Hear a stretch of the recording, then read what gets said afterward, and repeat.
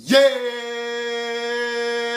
sir. What's poppin' with y'all, man? Welcome back to another motherfucking episode of the Thin Line Between Genius and Insanity podcast, hosted by yours truly, OG. No, fuck that. OG, no, fuck that.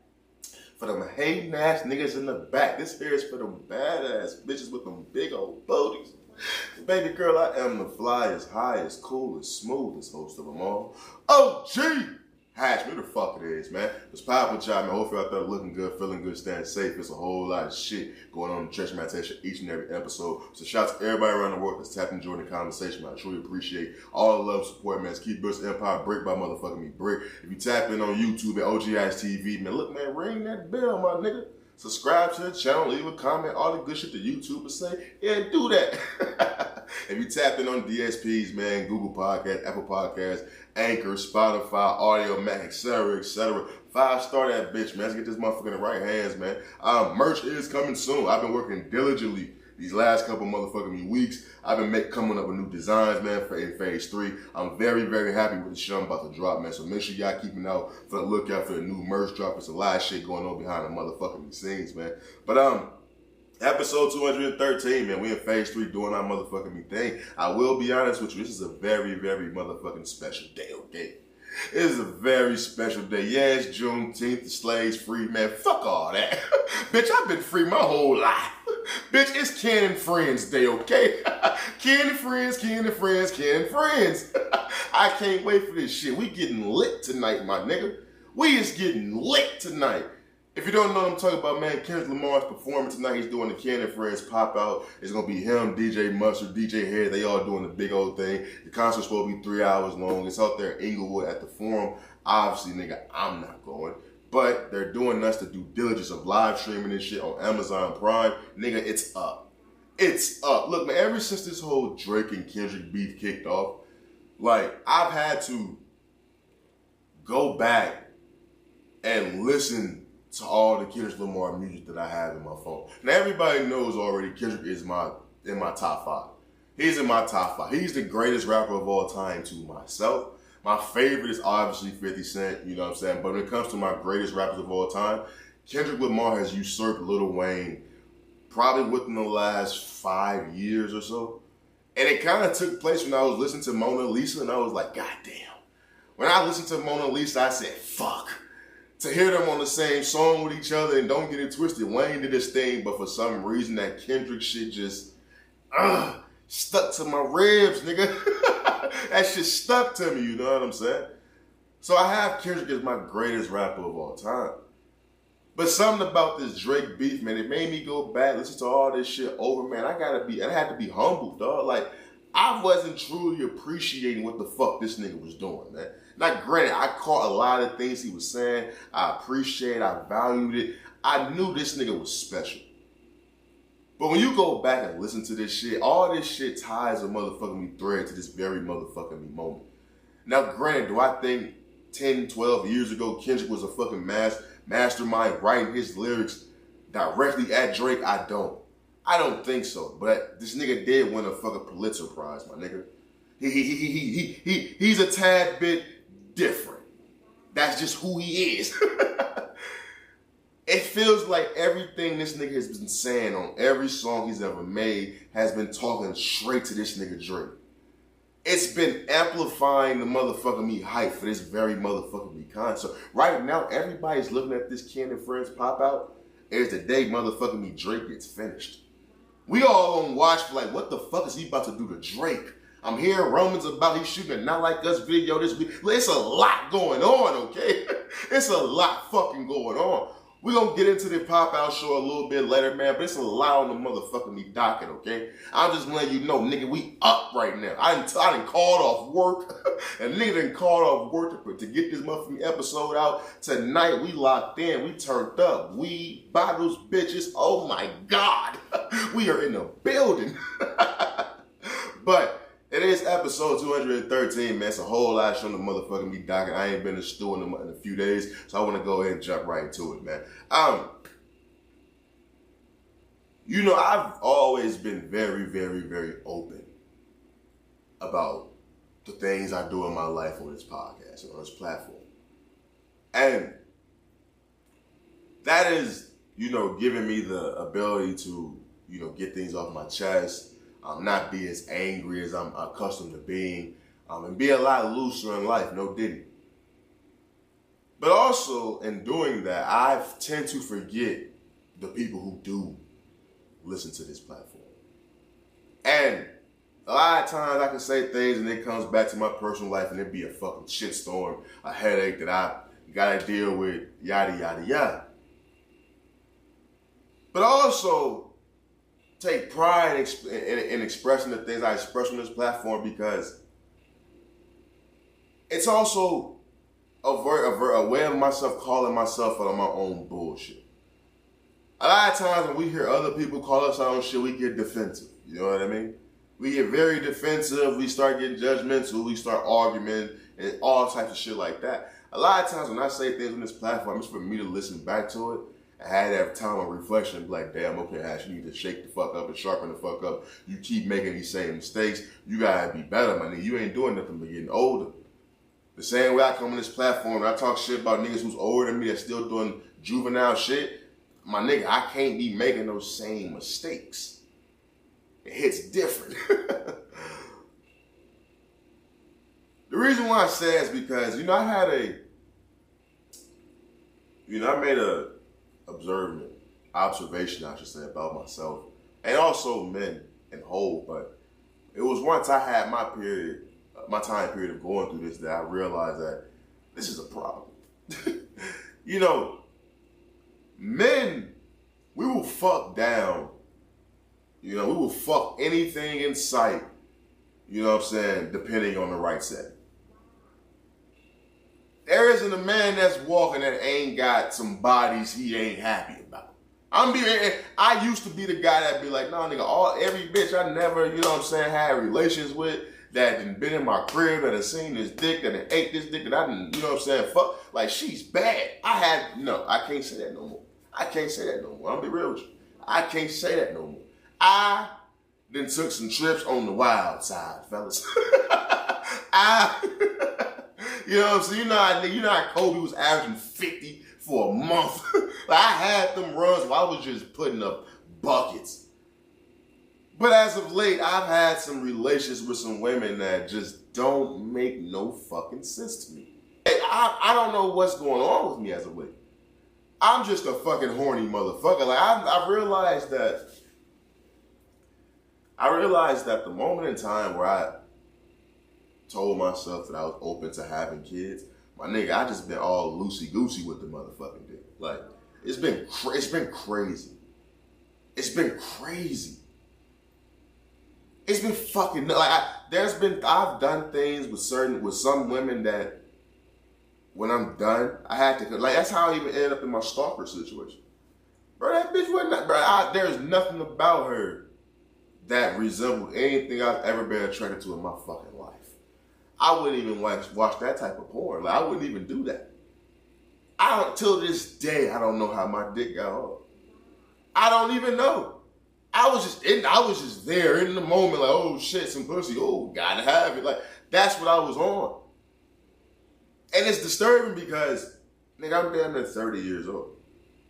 There shouldn't be a moment in time in my life to where I feel the older I get, I'm less, in control of my life than I was at fucking 21, 23, 24. Like, that should not happen. That's an anomaly in the system. What the fuck is going on? I've never heard a nigga go through that type of timing. But I realized, bro, it's depending on the setting I'm in. That really depends on the type of women you talk to. And vice versa. Like, it's more so like, how people talk to people at work.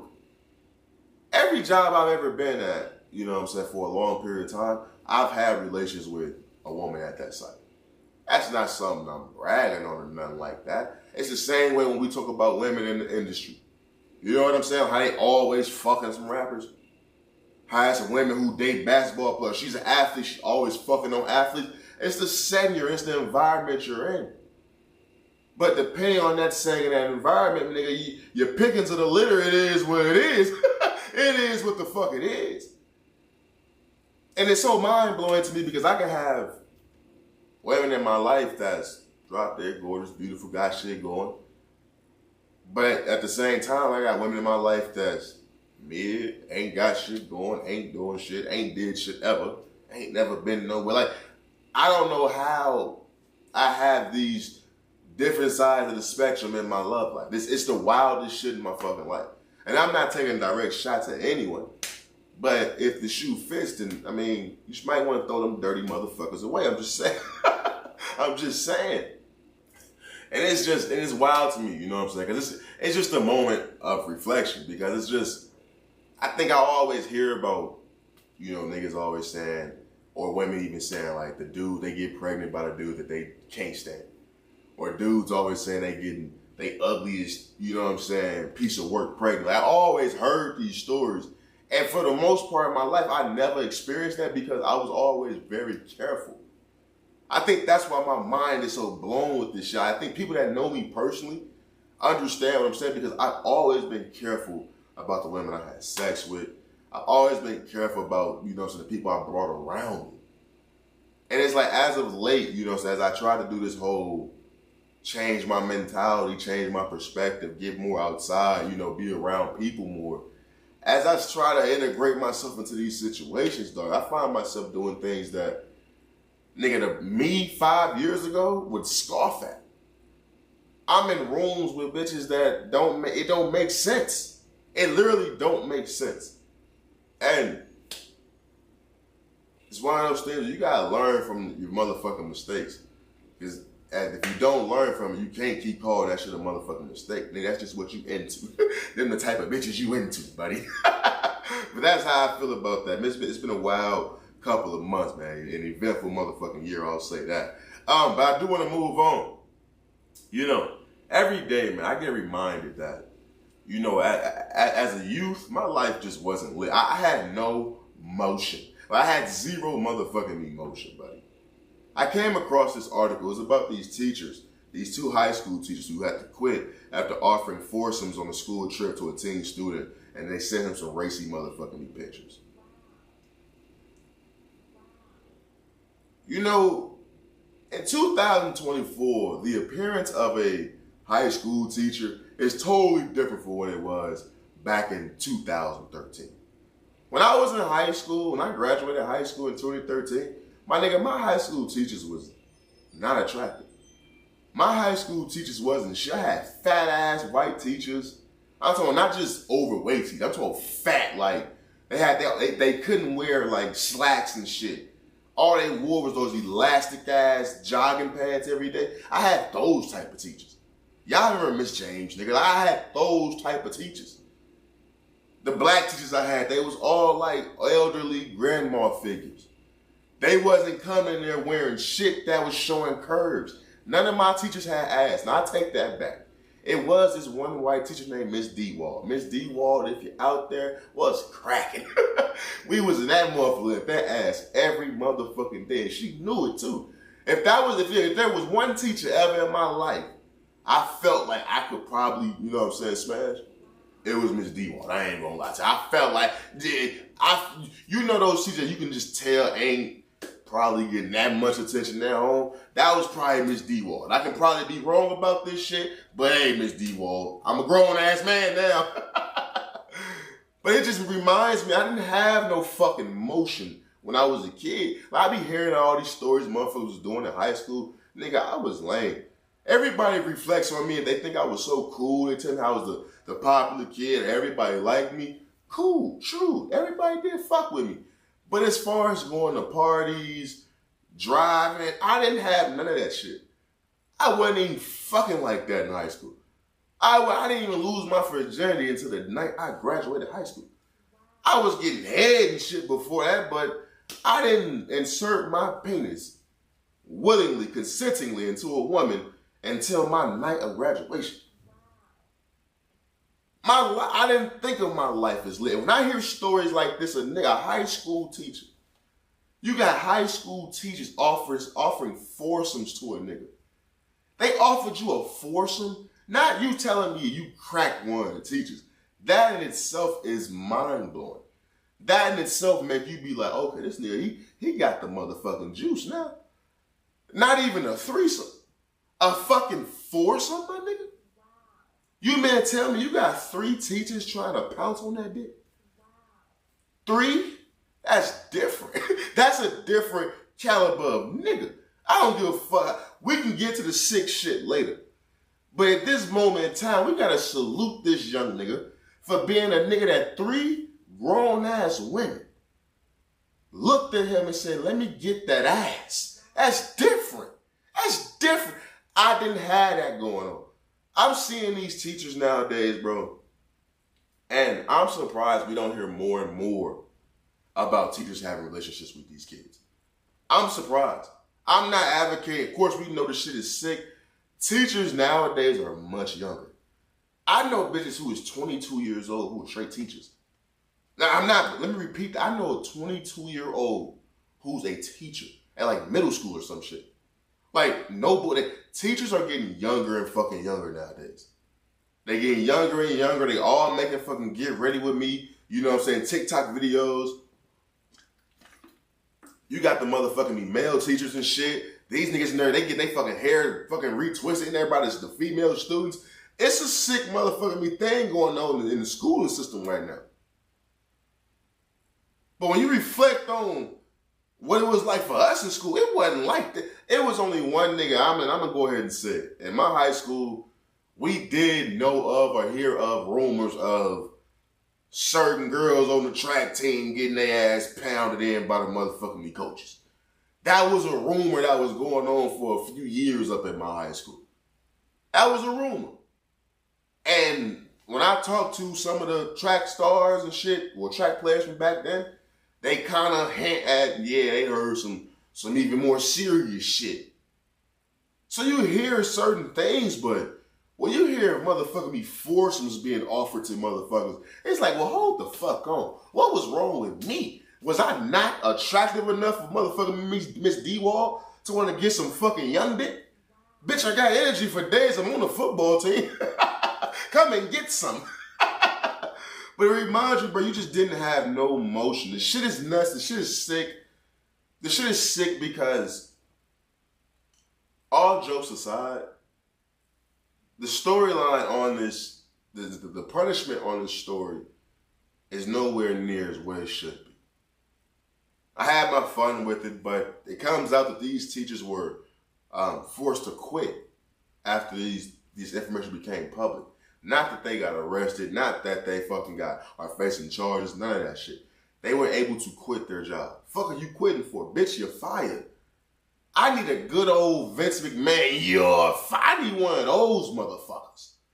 Ain't no motherfucking you quitting and walking away with your fucking chest out, head up. Fuck no, bitch. You ain't resigning shit. The moment I see you finna fix your lips to say you resign, you're fired. And not only are you fired, I got the fucking sheriff outside waiting on you, bitch. Ain't no way you finna be offering to fuck these kids. But that's where we at in 2024, man. That's truly where we're at. That this is not doing anything but increasing. We hear more and more stories about this happening. Like I said, I'm shocked that that's not even more. But at this moment in time in our society, I think there should be an age limit on teaching. I do think that there's just certain things in our society that it should be harder to become because of the seriousness of that job and how that job can impact so many lives. There should be more, a more stricter entrance into becoming a teacher, becoming a police officer. If it take fucking me 10, 12 years to become a goddamn doctor, my nigga, what should it be for the goddamn person that's going to be impacting these kids' lives on a day-to-day basis, helping shape these kids become who they are? You're supposed to be teaching these kids and giving these kids the knowledge and the keys to be better off in the future and change the fucking world, not fucking sucking their dick and offering them foursomes and shit. You're not supposed to be doing that. And if I'm being real with you, when I reflect on my high school and my learnings, my nigga, I can't really recall shit that I truly learned in high school. Like, a lot of them teachers was just there type shit. Shout out my nigga Durnin. Durnin was cool as fuck. Like, I don't remember shit I did in Durnin class. Like, I don't remember shit I did during class. Hinky class. What the fuck did we do in Hinky's class?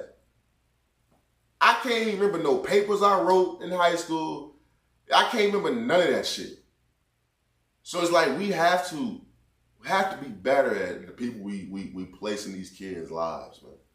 We can't be placing predators and shit in these kids' lives. We need to be placing motherfucking me. Where's the Elon Musk at? Why Elon ain't got a fucking establishment of teaching fucking me kids of how to be like him? Fuck making these fucking robot cars, nigga. Teach these damn kids. But that nigga's sick. He got like incest going on in his fucking family. It's a whole lot of shit going on, man. It truly motherfucking me is. But I think we do need to do a better motherfucking me job. There needs to be a stricter system on who we have in these kids' lives, man. You have cops, it's too easy to become a cop.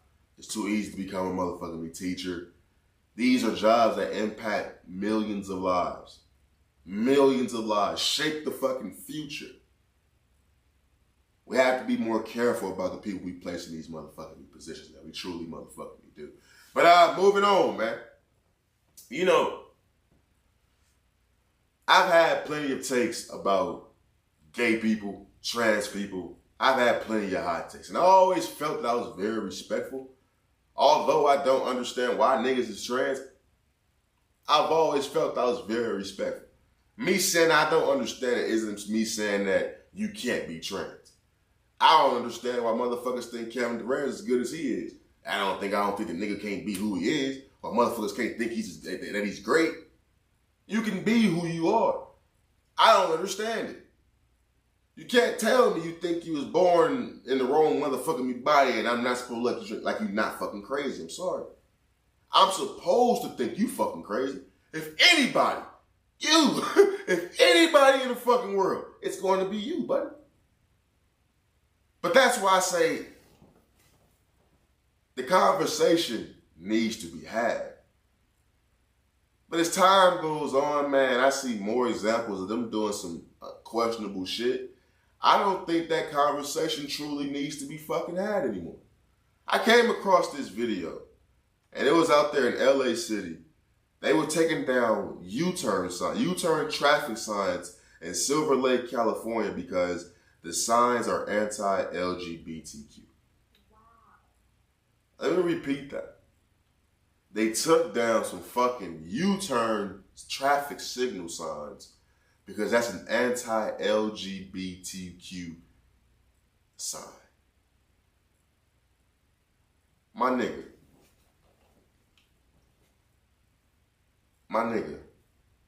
Nah, hold on. My nigga. What the fuck? Is it Pride Month? What's today's date? Is it still Pride Month? My nigga, hold the fuck on. What the fuck does a U-turn sign got to do with y'all being fucking LGBTQ? What the fuck does a U-turn sign has to do with you being gay? See, this is my thing, bro. Like, I want to have this conversation with motherfuckers because I truly felt like maybe there was something I was missing. Maybe there was just something that was just deep, that was just under the surface that maybe I just couldn't understand.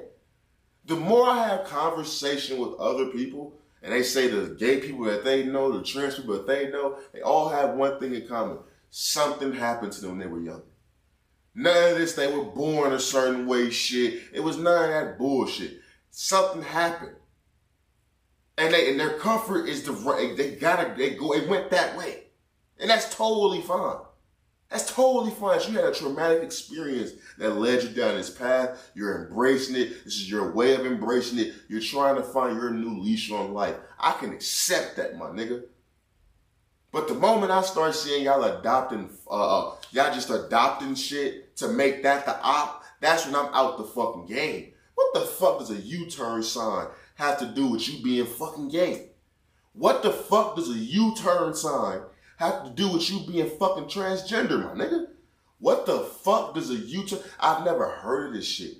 Where does this shit come from? Where does this shit come from? If you can let me know I'm talking what a U-turn sign means to you niggas, fuck that. Where's Google?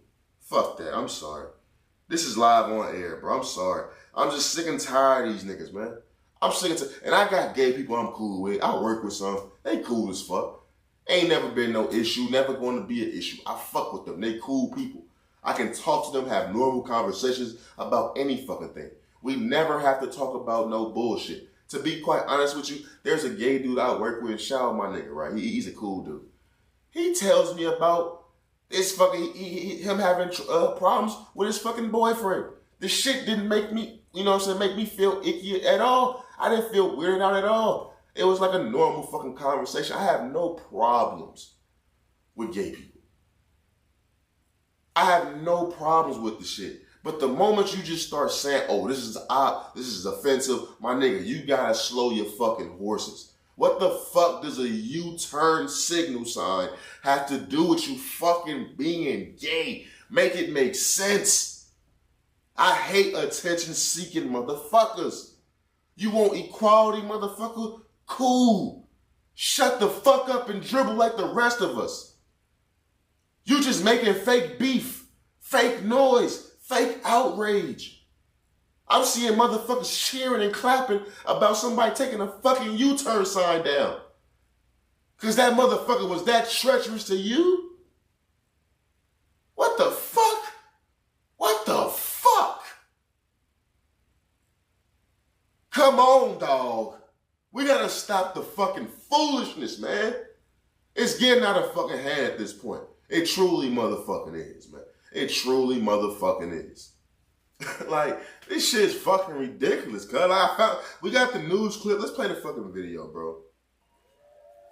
Look at this dumb bitch. Look at this shit. Look at this. Look at it here. City Council members Hugo Soto Martinez and Nithya Raman were on hand today to help remove the signs. They say that no cruising and no U-turn signs were put up in the 1990s to prevent people in the gay community from meeting up with other gay people.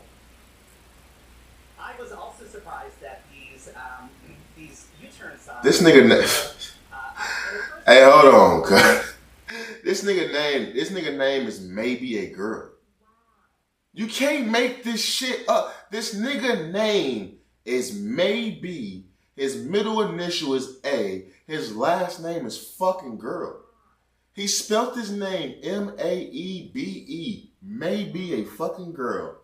You can't make this, nigga. You not maybe a fucking girl. You a fucking man, nigga. Oh my God. Oh, okay, it's just a no U-turn sign. But when you learn the history of it, and you realize that these were used to profile gay people, it's so important that we have these removed.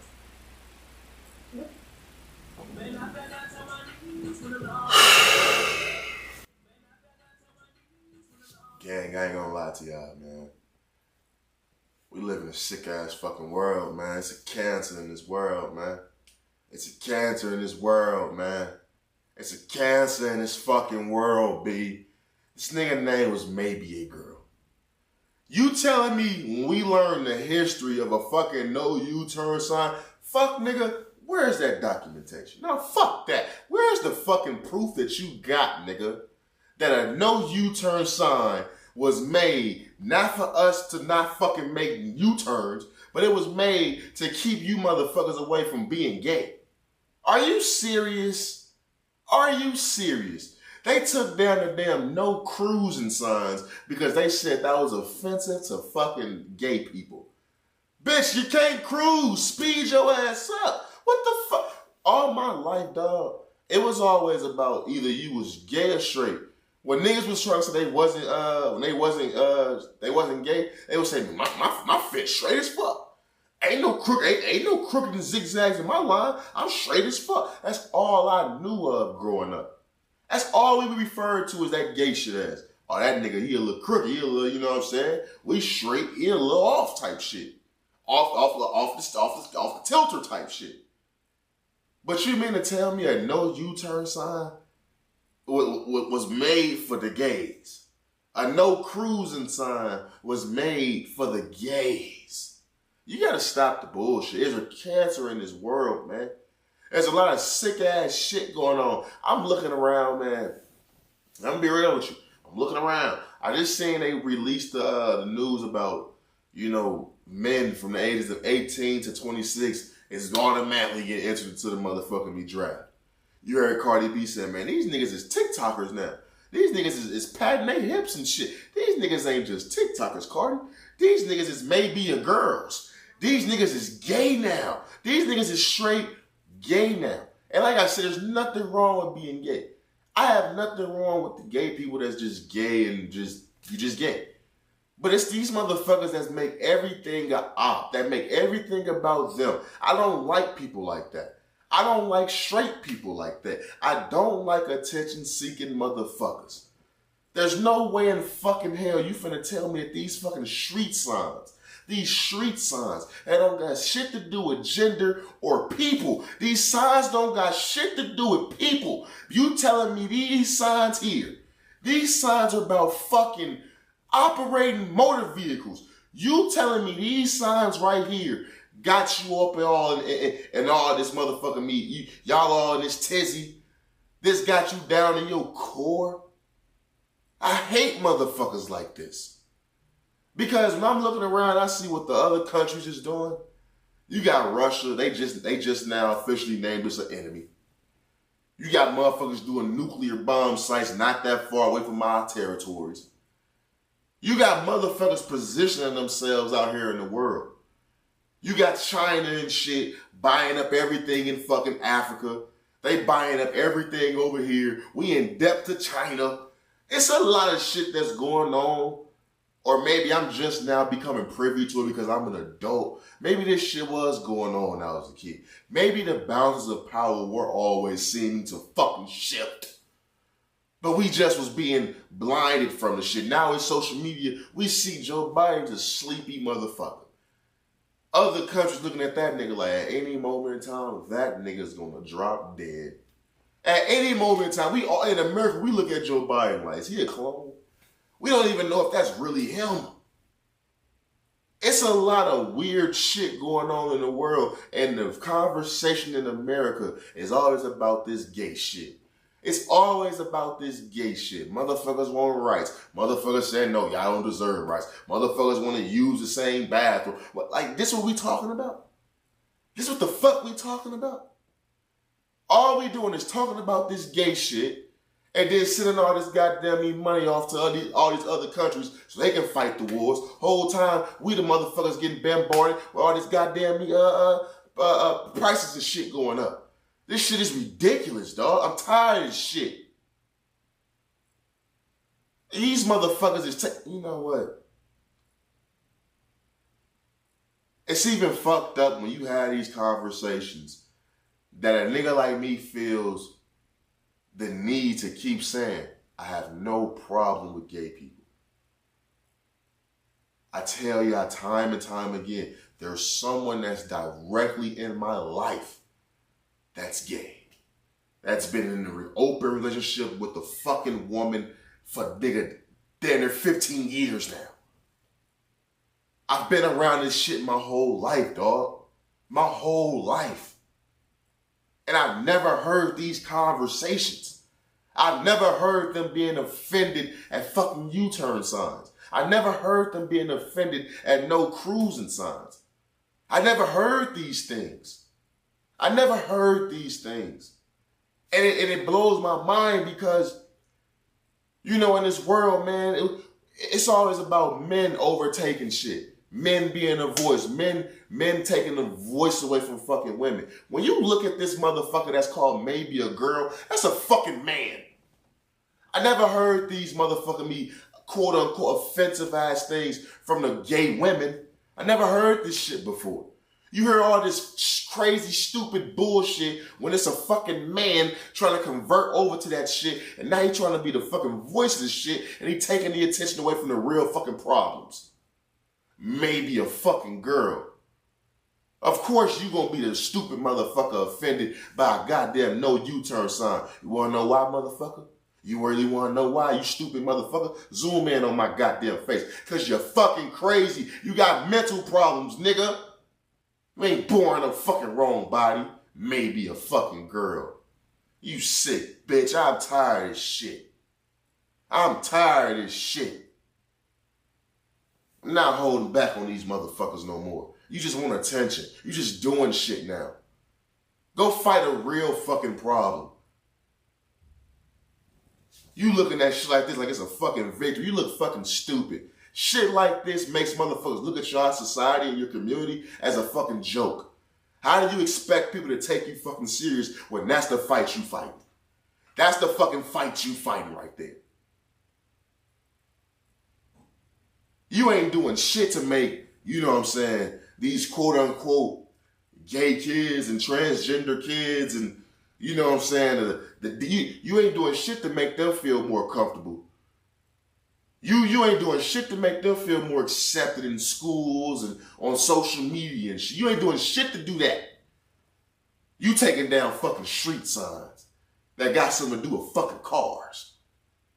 You know why I salute a nigga like D-Wade? I'm gonna say this, I'm gonna move the fuck on. Because I don't even really feel comfortable all the time talking about all this gay shit because I'm not gay.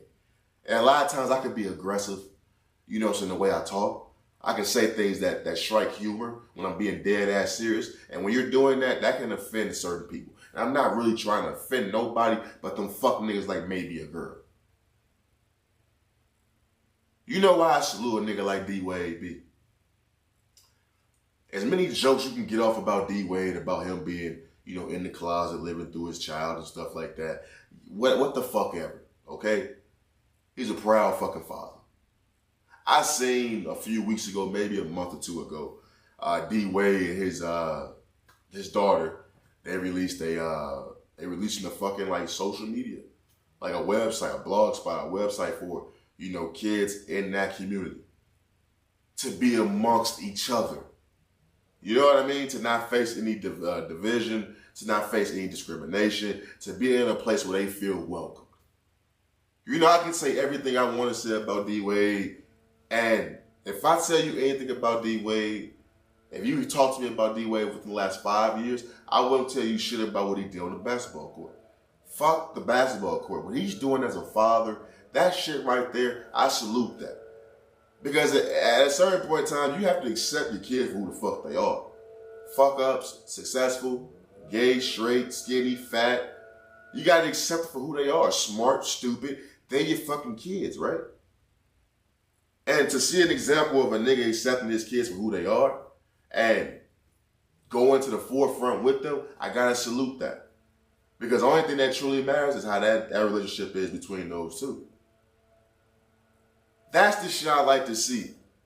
Fuck a street sign that a person on the outside can look at as silly. There's no way I can look at what Dwayne Wade's doing with his daughter and say that's fucking silly. I can crack a joke about this nigga here. He full-fledged to the gay shit. I can do all that. I can do that. But as a man, I respect what that man is doing. As a man who wants to be a father one day, I respect what that man is doing. He know what motherfuckers in the basketball world gonna say. He know the ignorant motherfuckers on the internet gonna say. He only care about what that fucking daughter of his say.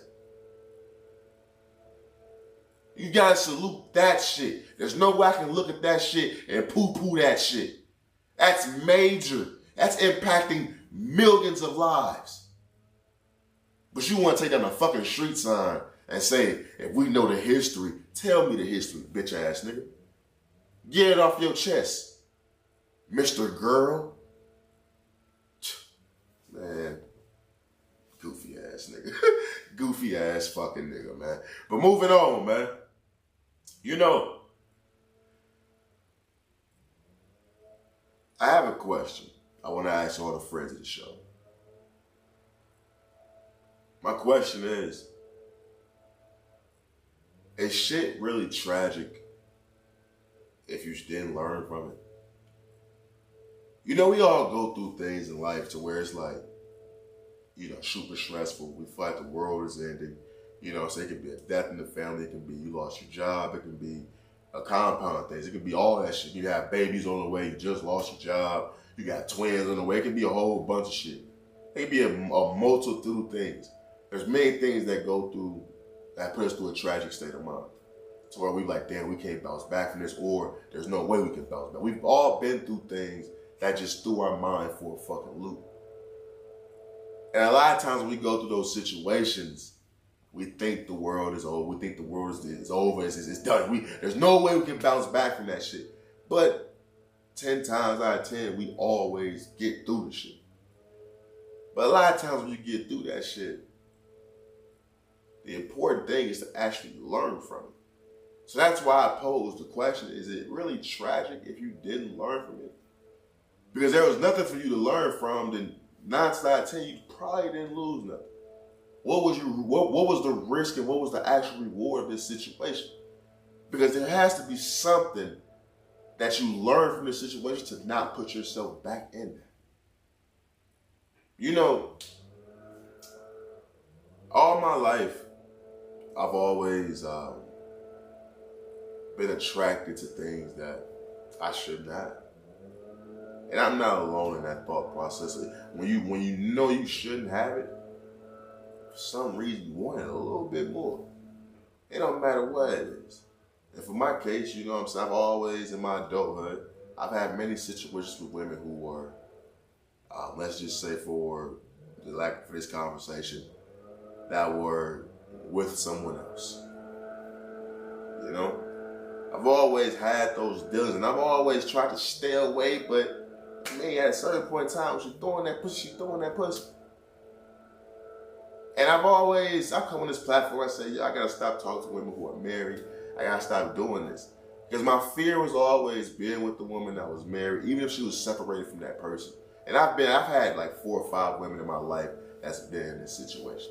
So I've been through this a lot. And I was always fearsome of possibly getting that woman pregnant and being entrenched in that situation because she's married, she's this, she's that. That situation is messy. But I kept finding myself in that situation. And I kept finding myself in that situation because I truly didn't, what's the word I'm looking for? Why these niggas I heard doing a fucking lawnmower and shit. All right, we back. All right, so I never really had no I never had no consequences with those situations. Never had a run-in with the husbands, the boyfriends. You know, I never had a situation where, you know, STDs, you know what I'm saying, babies. I never had that situation until I had that situation. And the reason why I bring it up is because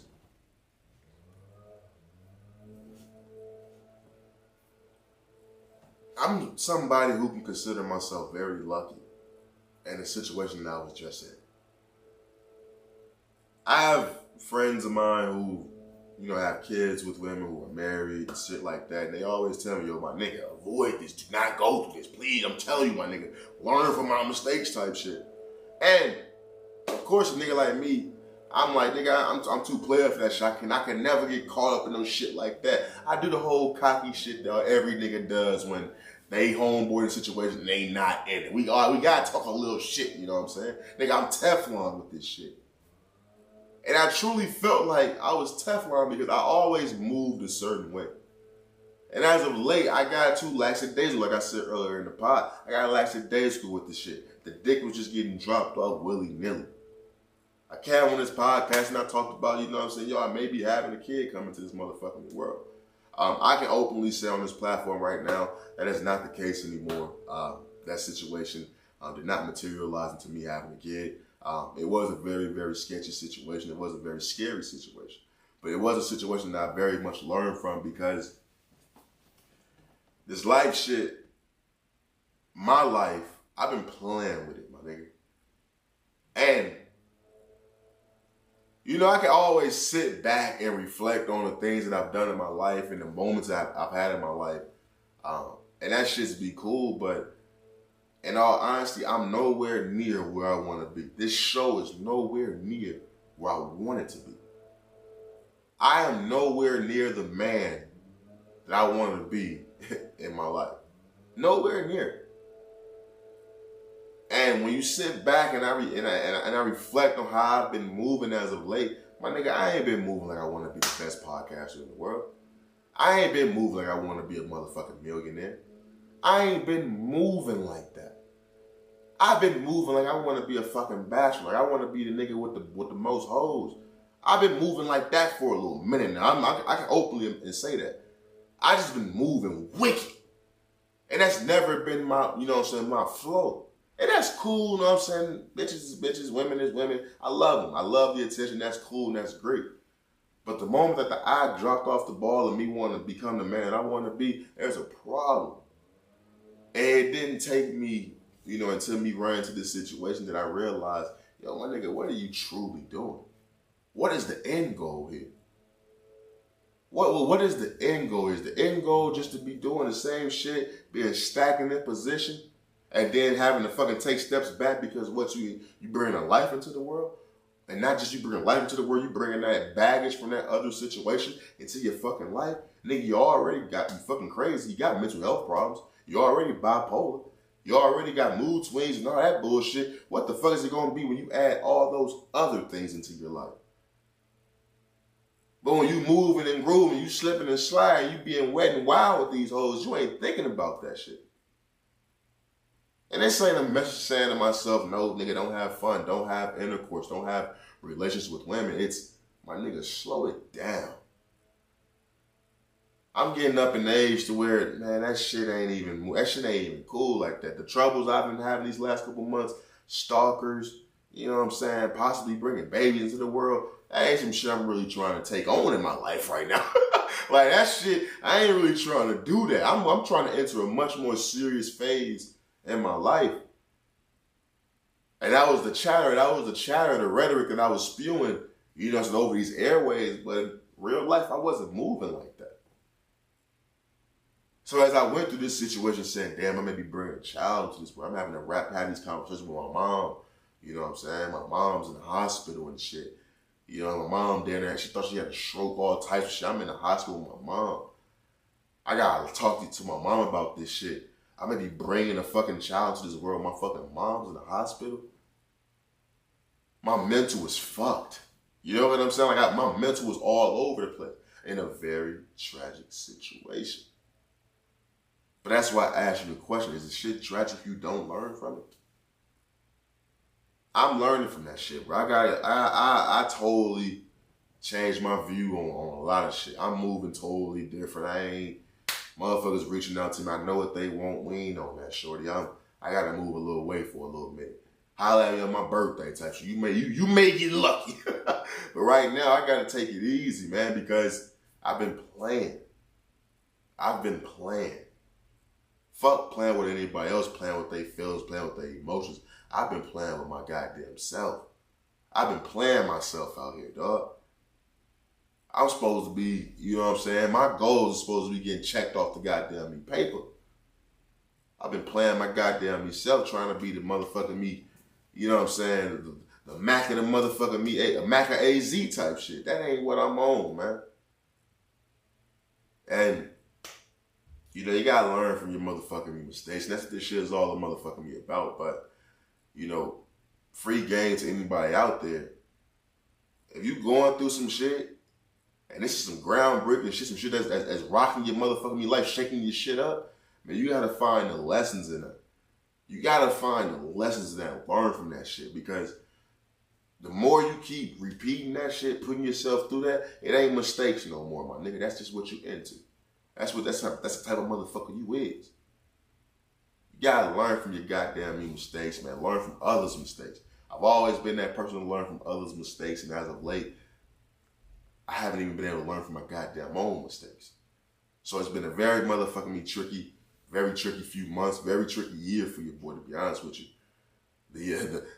When we get down to my birthday, I might do a birthday episode, and I reflect on me being 28. It's been one of the wildest years of my motherfucking life, man. Truly motherfucking me ass, but that's a motherfucking topic for a whole nother motherfucking day, man. But moving on, you know, one of the things that's going on social media right now is Drake fans can't take their L in silence. You know, you got Drake fans, they starving, man. They starving for, you know, people to just be like, no, Drake really didn't lose. Or they starving for people to, you know, expose Kendrick for being some type of bot user or some shit. Look, man, you got academics on this live stream. He had some guy on there talking about he was in cahoots with Kendrick's team to use bots on Not Like Us on Spotify. My nigga, everybody uses bots. Everybody has fake streams. If you're in the content creating space, maybe this is a news flash for the listeners. Fam, everybody has fake streams. They just announced he's the first person to have like over 100 billion streams or some shit like that. You think Drake has 100 billion legit streams? You think there's 100 billion people that listen to Drake? You truly think that? You truly fucking think that? No, nigga. Everybody uses fake streams, bro. Everybody. My nigga, you know how many times I just been at the crib and just like, man, let me play this motherfucking episode. Played that motherfucker and went off and did some shit. It's a fake stream. I'm streaming it. You know how many times I did that? Everybody do that shit. It's a numbers game, my nigga. Everybody does it. Why would you? That's just like the same as motherfucking when they sold albums back in the day.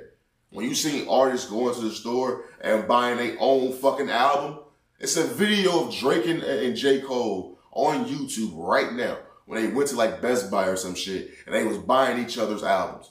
You want to know what that's called, dickhead ass nigga? A fake buy. You're the one buying it. It's not an actual consumer. It's a fake buy. You bought it. It's not real. It's the same shit. Everybody does it.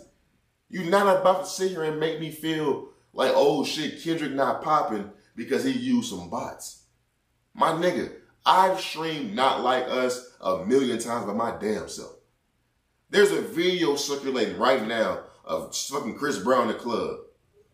He's dancing right now.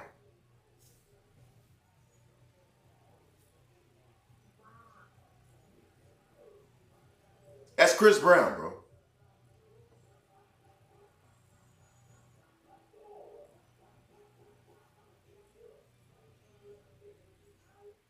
And this nigga's supposed to be cool with Drake. He's supposed to be squash the beef with Drake. You're not about to sit here and make motherfuckers feel like Not Like Us is not a fucking hit when everybody's playing. You can't go nowhere where it's not playing. I don't give a fuck about a nigga using some bots. My nigga, I'm a bot then. I'm playing the nigga music 1,000,000 times. I'm streaming the fuck out this song. I'm watching the shit on YouTube and ain't even a fucking video out. The shit has to stop. Drake fans are in shambles, my nigga. And it's sad because the beef is over. The shit that's going down tonight got Drake fans so scared because this shit is an extension. The rap beef ended a few weeks ago. This concert has been on the schedule for weeks now. Niggas have been prepping for this moment in history that's about to happen tonight. Everybody's tuned in to see this nigga eviscerate Drake. Now, do I think it's going to be all dedicated to Drake? No. I think Kendrick's going to actually do an actual concert and perform some shit that his fans have been wanting for fucking ever. And also, it's going to be the first time he performs his fucking diss tracks. Also, it's going to be an announcement to when he's going to drop an album. I think all this is going to be happening tonight. I already heard he's shooting a music video for Not Like Us this weekend. Drake, he took the L. Drake fans have to just accept this shit and just watch like the rest of us. Doing all this goddamn work trying to be like, Kendrick is buying bots, his shit not popping like that, he not saying shit, bro. Ain't nobody playing no damn Family Matters. I don't give a fuck how much it trend on Twitter. Ain't nobody playing that bullshit. And I don't even think it's bullshit. I'm only calling it bullshit in the context of this conversation. That compared to Not Like Us, come on, my nigga. Let's stop the fucking malarkey. Drake fans have to take the fucking L. It's okay. It's okay. Nobody thinks your career is over.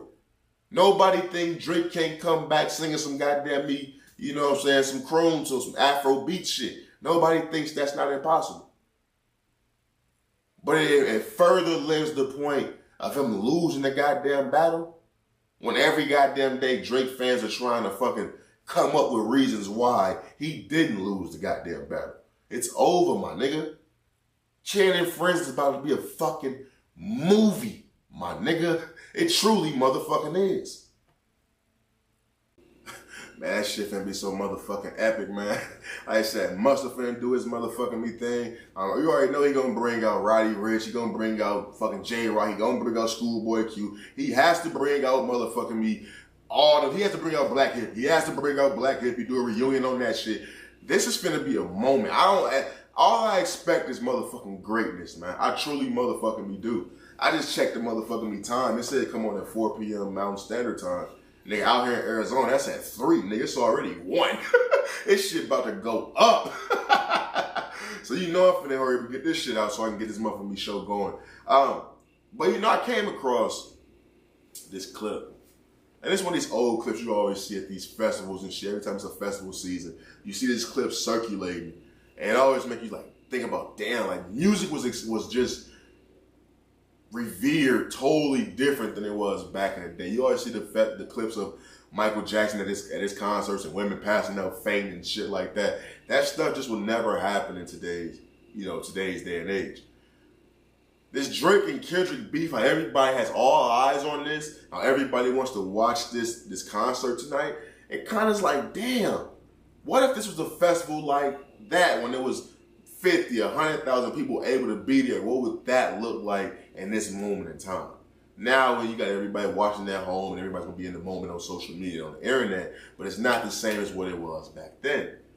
I came across this clip and it was about Freddie Mercury. And he was doing a vocal warm-up with a live aid of 70,000 people. I want to play this clip for y'all. This is fucking legendary. This is beautiful, man.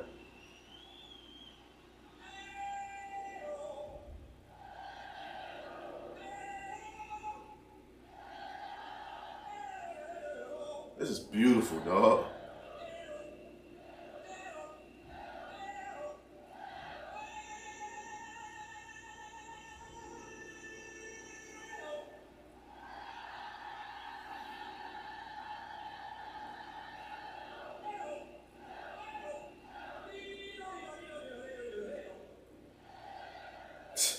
He got that ass in the palm of his hands, dog. In the palm of his fucking hands, man. And as a person on a microphone, bro, I can only dream to have that, bro. Like, I have a dream, bro. Every motherfucking me once in a while, bro, I'm having a live show.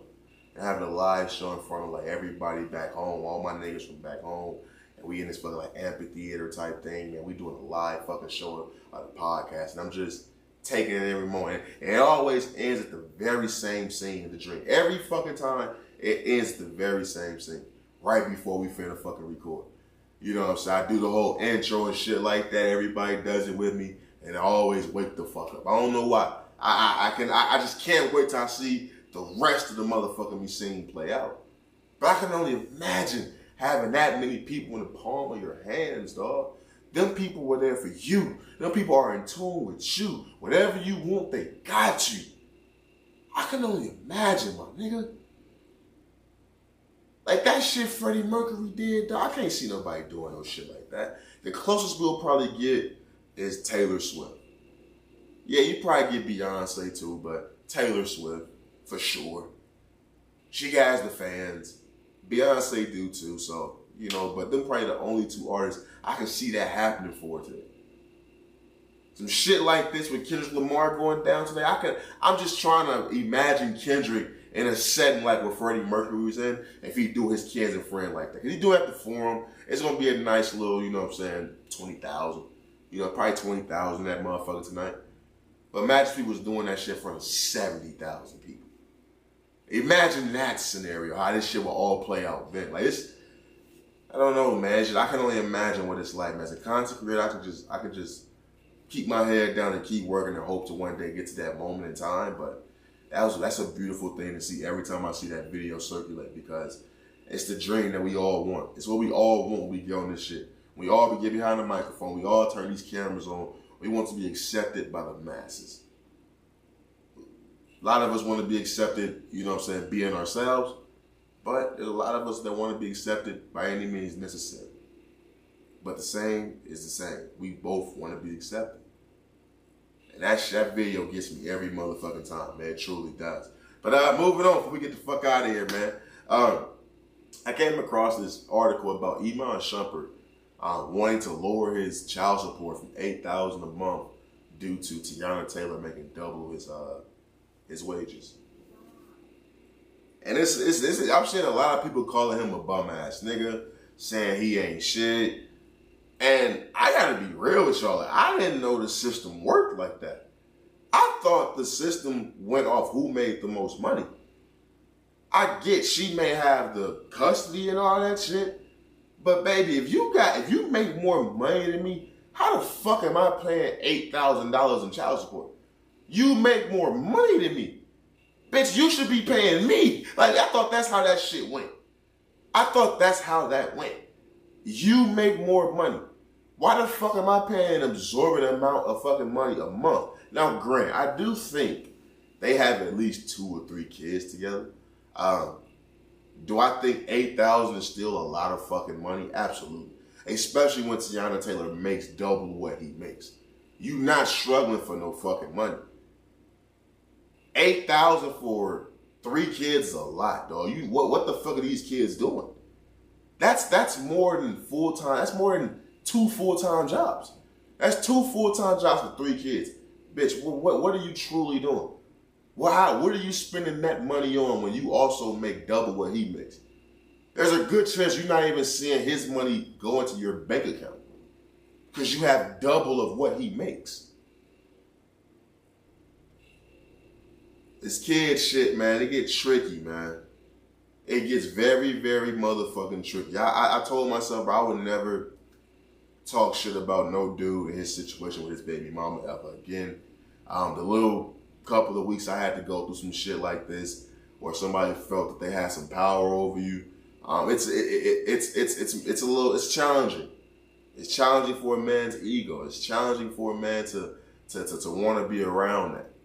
Luckily, you know, so I am who I am, and I saw things through, and I made things right. I understood what I needed to do, and I did those things. But there's a lot of men aren't like that. A lot of men don't look at the bigger picture. A lot of men don't think of the future. They think about that in present, in that moment, but I had to think about the future, my nigga. I had to think about how all this shit could possibly play out, and I had to act accordingly. And I'm very much proud of how I acted, you know what I'm saying, throughout my situation. You know, before I let you guys go, that's one thing I will say. You know, out of respect of the young lady, I won't divulge anything in depth on this platform. Because at the end of the day, it's behind me now. At the end of the day, I don't know if the child was going to be mine or not. But at the end of the day, as a man, I know what role I played in this situation. So as a man, I can sit here and say I'm very much proud of how I acted throughout this process. And that's something that I can take with my head held high, because my father wasn't around when I was coming up. He was murdered when I was 3 years old. I didn't have an example of what a man should be. And I could very much take pride that when I am faced with situations with adversity, that I carry myself as a man, how a man should carry himself. I can take pride in that. You know, there's a lot of niggas who got their father in their lives, who's teaching them the groundwork of how to become a man, and I salute that shit, my nigga. We need more of y'all out here. Y'all are the ones. Y'all are the true motherfucking heroes. But I never miss a motherfucking me time to pat myself on the back. To say, nah, nigga, I taught myself how to do this shit. This shit hard, man. It ain't hard being a man. I'm sorry, it ain't easy being a man. I'm sorry, I was cooking. Fuck. No. It ain't easy being a man. You know what I'm saying? And it's damn, and it's even harder when you don't even have the guidance to how to know how to become a fucking man. Age don't make you a man. Age don't make you a fucking man, my nigga. It's morals, it's integrity, it's how to, it's your actions. What responsibilities are you taking on in this world right now? That's what makes you a fucking man. What's your response time like, nigga? You fight or flight. Who are you, my guy? That's what makes you a fucking man. And I can look in this goddamn B camera and say, I'm very much happy with the motherfucking man I've become. That's real motherfucking me talk. But with that being said, man, I think that's all we motherfucking got. Shout out to Iman Shumpert. Shout out to Tiana Taylor. I'm pretty sure they'll work that out, man. It's sad to see if they actually got divorced. So like they was happy as a motherfucker, then they had a swift ass divorce, didn't they? That shit came and went. God damn. That shit was over shit. But what did we go over, man? We went over how men will fuck anything in the right setting. How every day I get reminded I ain't have no emotion as a young nigga. The transgender community taking down no U-turn signs, saying it's offensive. We talked about, is it really tragic if you didn't learn from your mistakes? Drake fans not being able to take an L. Chris Brown in the club dancing Not Like Us. We talked about the Ken and Friends pop-out concert. We talked about fucking Freddie Mercury being that fucking guy. We talked about Iman and motherfucking Tiana and much more. Yeah. Great ass motherfucking episode, man. Episode 213. That line between G and some motherfucking me and Sandy, man. At this moment in time, I want to say, DJ, drop that fire ass beat, my nigga. You know, I want to say thank you once again to everybody that tapped in during the conversation, man. I truly appreciate all the love and support, man. Let's keep building empire brick by motherfucking brick. It's always a wonderful and humbling experience. People come to me, they tell me they heard about my show, they want to come on the show. That's going to open me up to a lot more guests coming on. You know, so I have some things planned that's coming up very soon. I'm gonna bring one of my guys on. He wants to start getting to the podcast game. I fuck with dude, you know, so he's one of my guys. So I'm gonna bring him on. We're gonna chop it up. It'll probably be one of the first in person, you know what I'm saying, episodes that I do. So it's gonna be very interesting to see what we got going forward, because I want to start bringing people on. I want to start changing up the content a little bit, get you guys the motherfucking eyes, you know what I'm saying, on this platform that you truly deserve. You truly feel it should deserve, where you feel comfortable being there in this community, man, where you can be around much more people that's like yourself and not just feeling like you saying you doing the groundwork by your goddamn self, man. So we're gonna keep this shit going, man. But you know I give up on this side, man. It's all love these ways. Never let them sidetrack you with the bullshit. Always keep the main thing the main thing. Stay safe, stay sharp, stay sane, and holla at y'all, man. Peace.